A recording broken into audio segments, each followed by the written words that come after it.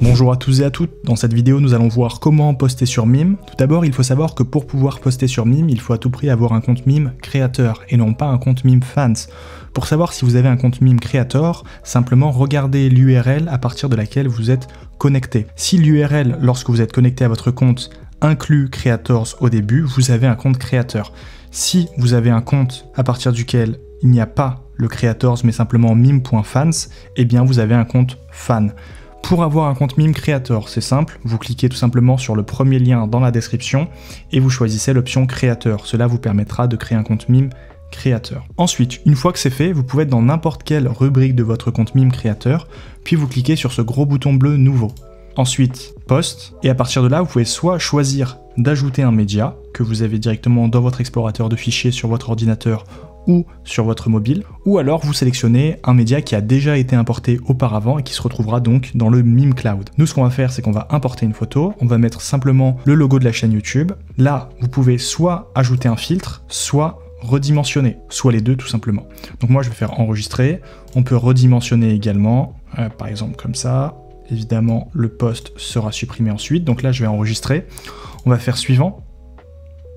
En ce qui concerne les vidéos, les temps de chargement seront bien plus lents. Concernant la légende, elle est facultative, mais vous pouvez malgré tout remplir là-dedans. Moi, ce que je recommande, c'est quelque chose d'assez court et idéalement avec un smiley. Vous pouvez également inviter à la discussion en privé via cette légende. Exemple, hello mes fans, je viens de rentrer de mon cours de salsa, qui aime la danse et veut en discuter. Et là, simplement, vous intégrez un smiley. Voilà. Ensuite, vous pouvez identifier des créateurs. Si jamais vous avez fait une collaboration avec un autre créateur ou une autre créatrice, ça peut être pertinent. Ça permet également de lui faire de la publicité. Puis généralement, c'est du contenu qui est un peu plus apprécié par les fans parce qu'il est fait à plusieurs, ce qui est relativement rare sur la plateforme. Ensuite, vous pouvez choisir de flouter le média, c'est précoché. Ce que ça veut dire, c'est que simplement, si vous décochez cette option, les fans, en fait même pas les fans, mais les utilisateurs de Mime tout simplement, une fois qu'ils visitent votre profil, ils pourront voir le média sans même être abonnés. Ça, vous pouvez le faire max 2 fois par jour. Nous, ce qu'on recommande, c'est d'avoir tous vos médias floutés, sauf à peu près un média sur 8, un média sur 9. À quoi est-ce que ça sert d'avoir des médias qui sont pas floutés?